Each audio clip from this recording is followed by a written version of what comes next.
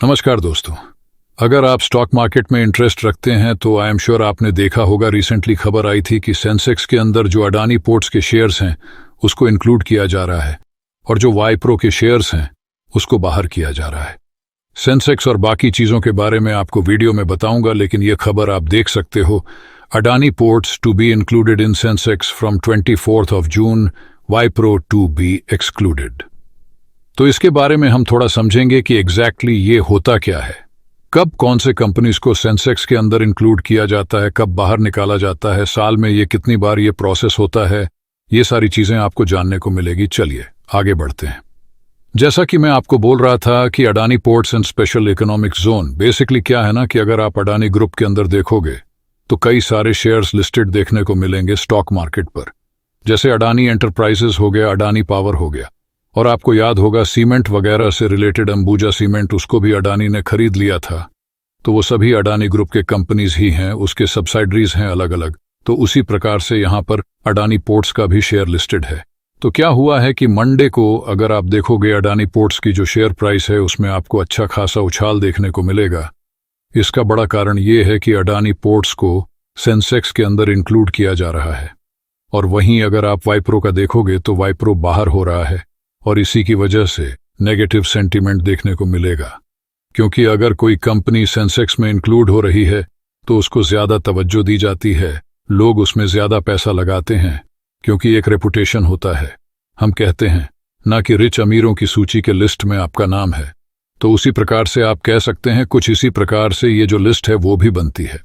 तो वाइप्रो अभी तक सेंसेक्स के अंडर इंक्लूड हुआ करता था, लेकिन अब इसको यहां से बाहर कर दिया जाएगा, और ये सारे चेंजेस एक्चुअली 24 जून से होने वाले हैं। इसका मायने क्यों रखता है? क्योंकि अभी तक कोई भी अडानी ग्रुप के कंपनीज को सेंसेक्स के अंदर इंक्लूड नहीं किया गया था। अडानी ग्रुप के लगभग 10 कंपनीज हैं जो कि लिस्टेड है स्टॉक मार्केट पर। अडानी पोर्ट आप देखोगे तो उनका ऑलरेडी निफ्टी के अंदर इंक्लूडेड है, और सेंसेक्स में अभी तक इंक्लूड नहीं किया गया है। निफ्टी में क्या होता है कि जो नेशनल स्टॉक एक्सचेंज है, इसकी टॉप 50 कंपनीज आपको देखने को मिलती हैं, तो इसके अंदर उसको जगह मिल चुकी है ऑलरेडी। लेकिन सेंसेक्स के अंदर अभी तक किसी भी अडानी ग्रुप के कंपनीज को इंक्लूड नहीं किया गया था। और अडानी पोर्ट्स के लिए खास बात यह भी है, क्योंकि आपको याद होगा पिछले साल क्या हुआ था, लगभग जनवरी फरवरी में जो हिंडनबर्ग की रिपोर्ट आई थी, इसकी वजह से अडानी पोर्ट्स का जो शेयर प्राइस है वो काफी नीचे चला गया था, 500 के नीचे चला गया था, और अब वापस से कई गुना ये रिटर्न दिया, करीब 1400 से ऊपर इस समय ये ट्रेड कर रहा है। अब क्वेश्चन ये है कि ये कंपनी सेंसेक्स में या फिर निफ्टी में क्यों इंक्लूड होती है? होता क्या है, ये सेंसेक्स और निफ्टी एक प्रकार का टूल है जो ट्रेडर्स और मार्केट पार्टिसिपेंट मेजर करते हैं कि भारत की जो स्टॉक मार्केट है वो कैसा परफॉर्म कर रही है। जैसे कि अगर मैं आपसे पूछूं कि भाई आज स्टॉक मार्केट कैसा रहा, तो आप क्या करोगे?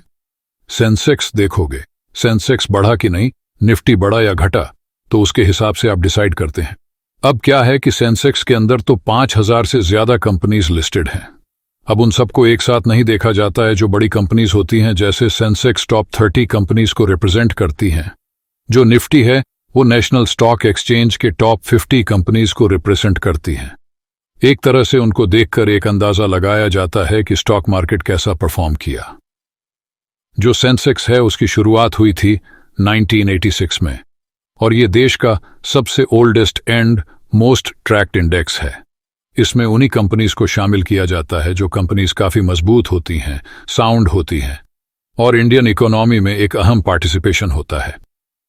रिसेंटली बॉम्बे स्टॉक एक्सचेंज के अंदर जितनी भी लिस्टेड कंपनीज हैं, उनका वैल्यूएशन जो मार्केट कैप होता है वो $5 ट्रिलियन को क्रॉस कर गया है। और अभी अगर इसको रूपी टर्म्स में आप देखोगे तो करीब 415 लाख करोड़ के आसपास आपको देखने को मिलेगा। अब क्वेश्चन ये है कि ये टॉप 30 कंपनीज कौन सी होती हैं, किसको इंक्लूड किया जाएगा, किसको बाहर रखा जाएगा, ये कैसे डिसाइड होता है? ये स्ट्रेन क्राइटेरिया होता है, उसके बेसिस पर होता है। बोला जाता है कि 5 ऐसे क्राइटेरिया होते हैं जिसके बेसिस पर डिसाइड होता है कि कौन से कंपनी को इसके अंदर इंक्लूड करना है या नहीं करना है।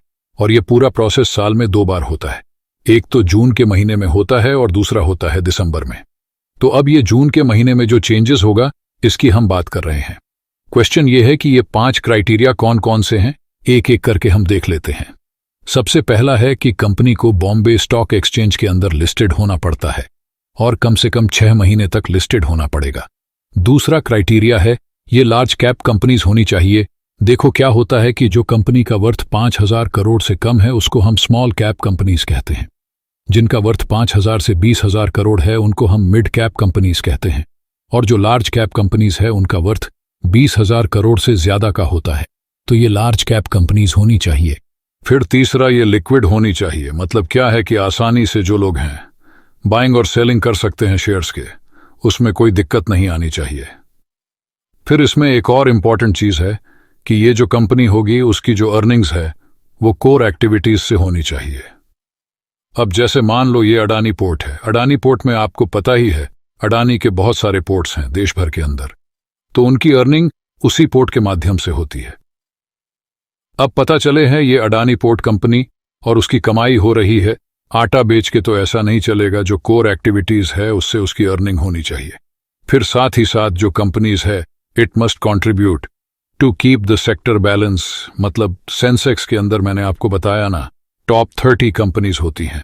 अब पता चले सारे के सारे टॉप 30 कंपनीज बैंक वाले हैं, तो उसका क्या फायदा होगा। दैट्स वाई एक बैलेंस रखना पड़ता है इनको भी कि कुछ बैंक्स के हो गए, कुछ एफएमसीजी वाले कंपनीज हो गए, कुछ डिफेंस के कंपनी। मतलब एक बैलेंस बनाकर चलना पड़ता है। तो उसके हिसाब से डिसाइड किया जाता है कि किस कंपनी को सेंसेक्स के अंदर इंक्लूड किया जाएगा या फिर नहीं किया जाएगा।